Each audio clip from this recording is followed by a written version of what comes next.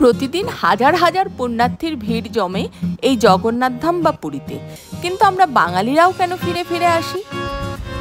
নমস্কার বন্ধুরা, আমি হৈমন্তী আর আমার চ্যানেল জাম্পিং মাইন্ড। পুরীর মন্দির আর কোণারকের মন্দির তো সবাই দেখেছেন, এ বাদেও তিনটে অজানা বা অল্প জানা মন্দির আপনাদের আজকে আমি দেখাবো। আশা করি আপনাদেরও ভালো লাগবে। তাহলে চলুন পুরো ভিডিওটা দেখুন। তো যেটা বলছিলাম যে বাঙালিরা কেন বারে বারে পুরীতে ফিরে আসে, তার প্রথম কারণ হচ্ছে এখন ট্রেন এবং বাস দুটো পথেই পুরী যাতায়াত অনেক সহজ হয়েছে। সেই চৈতন্যদেবের আমলের মতো আর নেই। এখন আমরা কয়েক ঘন্টায়, বিশেষ করে বন্দে ভারতে চললে তো আমরা 4 ঘন্টায় পৌঁছে যাব পুরী। তো প্রথমেই জগন্নাথ ধাম দর্শন। এই হচ্ছে শ্বেতগঙ্গা, যেখানে স্নান করে ভক্তদের বিশ্বাস পুণ্য অর্জন হয় সব থেকে বেশি। মন্দিরের পিছন দিকটা এটা। এত রকমের মানুষ, এত ভাষাভাষীর মানুষ একমাত্র বোধহয় পুরীর সমুদ্র সৈকতেই আপনি দেখতে পাবেন। এবং বেশিরভাগ ফ্যামিলি নিয়ে আছে, কেউ বা হানিমুনে এসেছে, কেউ বা বৃদ্ধ বয়সে কোনো বাচ্চা সমুদ্র সৈকতে খেলা করছে। সে এক অপরূপ দৃশ্য। এবার পুরীর হোটেলে আসি। অসংখ্য হোটেল আছে, বিভিন্ন বাজেট অনুযায়ী রান্না করে খেতে পারবেন নিজেরা। আর এখানকার খাওয়া দাওয়ার সাথে বাঙালিদের খাওয়া দাওয়ার অনেক মিল।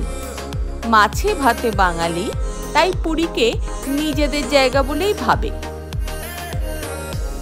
এরপরে আমরা পুরীতে আসলে পরে অবশ্য একবার কোণারকের মন্দিরে যাবই।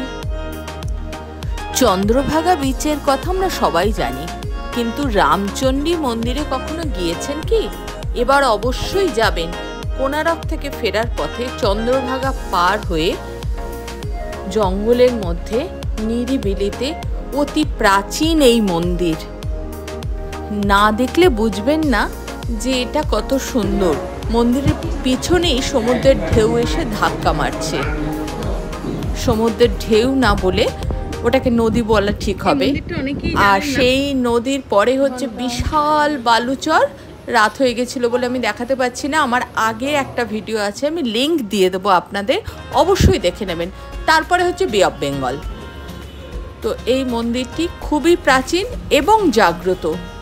বলা হয় যে এই মন্দিরে কামনা করে ঢিল বাঁধলে সেই মনস্কামনা পূর্ণ হবেই হবে। এবার নিয়ে যাব পুরীর গুপ্ত বৃন্দাবন।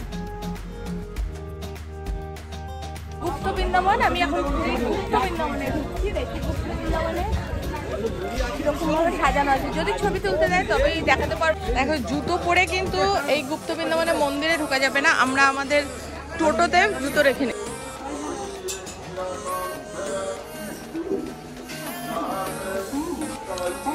এটা হচ্ছে টিকিট কাউন্টার। 10 টাকা করে টিকিট। তাহলে গুপ্ত বৃন্দাবনে ঢোকার আগে 10 টাকা করে আমরা টিকিট করে নিলাম। সনাতন ধর্মাবলম্বীদের বিশ্বাস অনুসারে একসময় ঘন জঙ্গলে ঘেরা এ স্থানে শ্রীকৃষ্ণ ও রাধা একটি তমাল গাছের নিচে সময় কাটাতেন। সেখান থেকে এই এলাকার নাম করা হয় গুপ্ত বৃন্দাবন। সংলগ্ন এলাকায় একটি মন্দির রয়েছে, যেখানে বেশ কিছু প্রাচীন মূর্তিও উদ্ধার করা হয়েছে। তবে এই পুরো গুপ্ত বৃন্দাবন আমরা কিন্তু দেখতে পাই নবদ্বীপ ঘুরতে গেলে। তারই অনুকরণে পুরীতেও গুপ্ত বৃন্দাবন একটা মন্দির এবং তাকে ঘিরে বিভিন্ন মূর্তি, কৃষ্ণের বিভিন্ন লীলা খেলা, ছবি ও মূর্তি সহ সুন্দর করে সাজানো রয়েছে। অবশ্যই আপনারা ঘুরে আসতে পারেন পুরী বেড়াতে গেলে। এটাকে আপনারা রাখুন সাইট সিইংয়ের মধ্যে। ধরুন পুরী মন্দিরে গিয়ে পুজো দিলেন, তারপরে আপনারা ব্রেকফাস্ট করে নিয়ে বেরিয়ে পড়লেন গুপ্ত বৃন্দাবন দেখতে। ফেরার পথে সমুদ্র পাড়ে কেনাকাটিও করে নিলেন। কৃষ্ণের সমস্ত অবতার মূর্তি, শ্রী চৈতন্যদেবের মূর্তি, এছাড়াও তার লীলা খেলার বিভিন্ন ধরনের মূর্তি আপনারা পেয়ে যাবেন।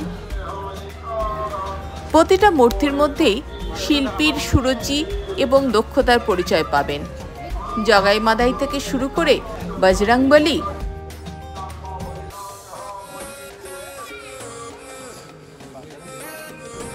এছাড়া সমুদ্র মন্থনের দৃশ্য সমস্তই আপনাদের দৃষ্টি কেড়ে নেবে এবং বাচ্চাদের তো খুবই ভালো লাগবে।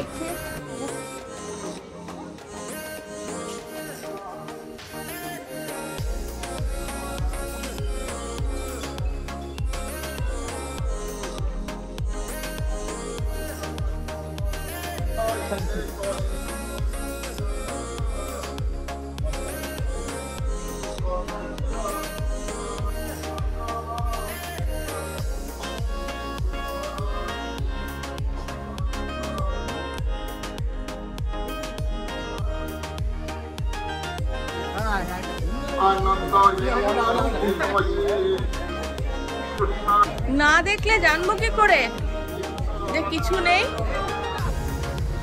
সমস্ত কিছুই ঘুরে দেখতে আমার বেশ ভালো লাগে। আমি কাজু বাদাম এর জঙ্গল, মানে কাজু বাদাম গাছে দেখলাম কাজু বাদাম ফলে রয়েছে, এটাও বেশ ভালো লাগলো। এরপরে রাস্তা দিয়ে চলতে চলতে টোটোওয়ালা কিন্তু আপনাকে একটু বিপথে নেওয়ার চেষ্টা করবে, যে কোনো মন্দির দেখিয়ে বলবে ওটা আরেকটা পয়েন্ট। না, একদম অপেক্ষা করুন, হাইওয়ের উপরে আমাদের নিয়ে চলে যাবে যেখানে শিব মূর্তি, বিষ্ণু মূর্তি, জগন্নাথ দেবের মন্দির রয়েছে।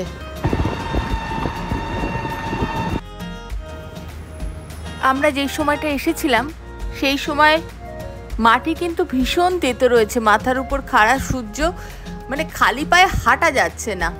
আর মন্দিরের দরজায় ঠিক এরকম ভাবেই দাঁড়িয়ে থাকবে একটা ষাঁড়।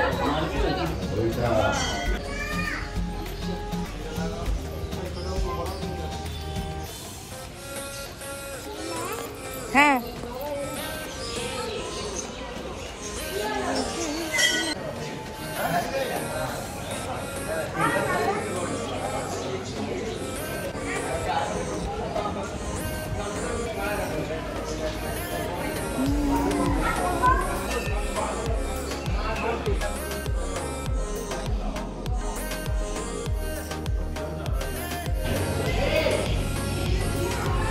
কেউ বলে না দিলেও বুঝতে পারবেন এটা মা মনসার থান।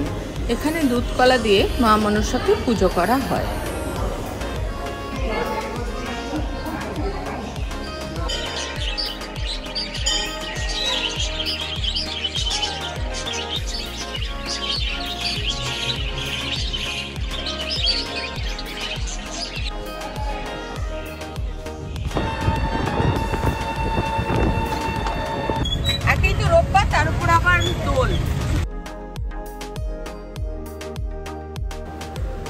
এবার চলে আসুন সি বিচে কেনাকাটা করি। বিখ্যাত গামছা, ঘর ভোট।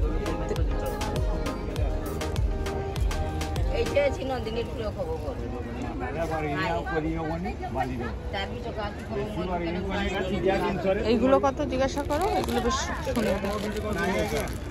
এগুলো এগুলো কত? হ্যাঁ, আর এটা? না না, গামছা জানি, পুরীর গামছা বিখ্যাত। এটা কত? মাছি গামছা, আচ্ছা। এটা কত দাম? ওটা 100 টাকা। মাছি গামছা 100 টাকা।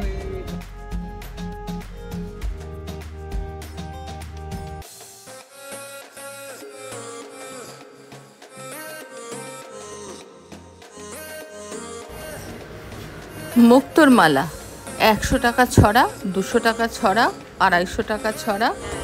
এছাড়াও আপনি পেয়ে যাবেন 30 টাকাতে, 25 টাকাতেও কানের দুল পাবেন।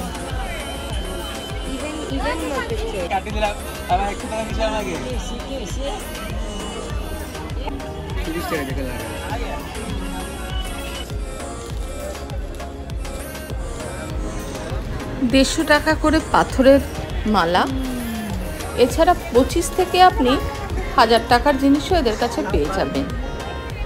প্লাস্টিকের চুড়ি, কাঠের সিঁদুরদানি, শিব ঠাকুরের মানে শিবলিঙ্গ পাথরের বাটি, সমস্ত কিছুই এখানে পাবেন, তবে দরদস্তুর করতে হবে। শঙ্খ, জগন্নাথ দেবের মূর্তি, ফটো, এগুলো আপনি 50 টাকা থেকে শুরু করে যত দামি চান পেয়ে যাবেন। এরপরে যে ভিড়টা দেখছেন এটা হচ্ছে দোকানে।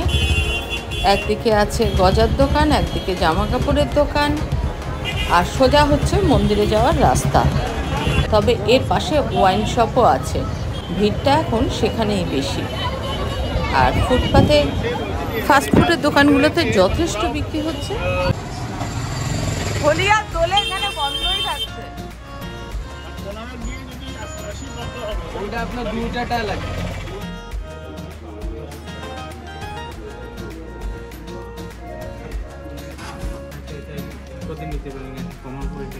সাধারণ এই কতটা খুলুন খুলুন, দারুণ কালোর মধ্যে না হিয়া। এটা তো দামও হাঁকাবেন না? না বেশি দাম নাই, নতুন নতুন কই আসছে হলুদের মধ্যে।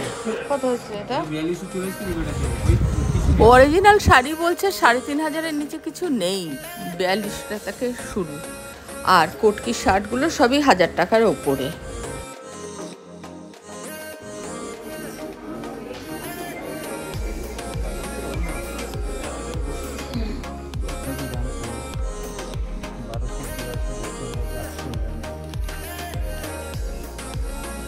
গায়ে হবে তো আরামসে, পিছনে একটু লাগছে।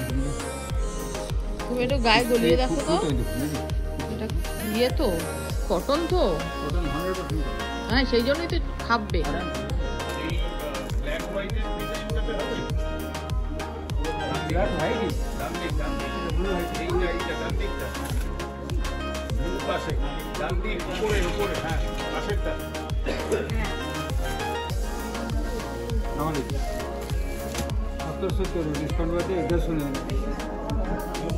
তোর এত সাদা পড়ো না, হ্যাঁ ওকে বলছি এত সাদা না পড়তে।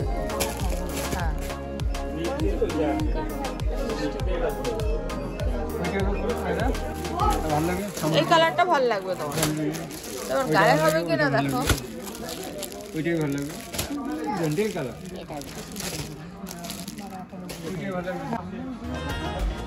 এই একটা কোট কি বরঞ্চ পাঞ্জাবি নেই, তাই না তোমার মতে?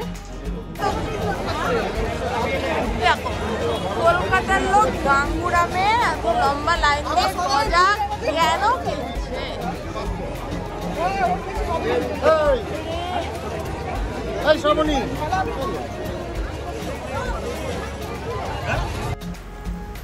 চারিদিকে কাজু বাদামের জঙ্গল, যখন কাজু বাদাম যে এখানে পাওয়া যাবে এটাই স্বাভাবিক। তবে দাম কিন্তু কম না, আপনি 400, 500, 600 টাকার কাজু বাদাম এখানে পেয়ে যাবেন। একটু টেস্ট করে দেখে কিনে নেবেন। তারপরে জগন্নাথের মূর্তিও আছে। তো সব কেনাকাটা শেষ করে আবার হোটেল অভিমুখে যাওয়া, কারণ আমরা সবাই জানি 2টো ব্যাগ নিয়ে বেড়াতে এলে ফেরার সময় 3টে ব্যাগ হয়ে যায়, আমরা এত কিনে। কিনবো কম, ঘুরবো বেশি, এই হলো আমার মূল মন্ত্র। উটের পিঠে উঠতে চাইলে 100 টাকা করে পড়ে। এছাড়াও আপনার যদি ইচ্ছে হয় আপনি পুরো ফ্যামিলি নিয়ে উটের পিঠে উঠতে পারেন। উট বেচারার অবস্থা খারাপ, 4 জনই মোটা মোটা, তখন কিরকম উটটার অবস্থা হবে। সেই সমুদ্রের পাড়ে নিয়ে এসেই আজকের ভিডিওটাকে শেষ করছি। ভালো থাকবেন, জয় জগন্নাথ।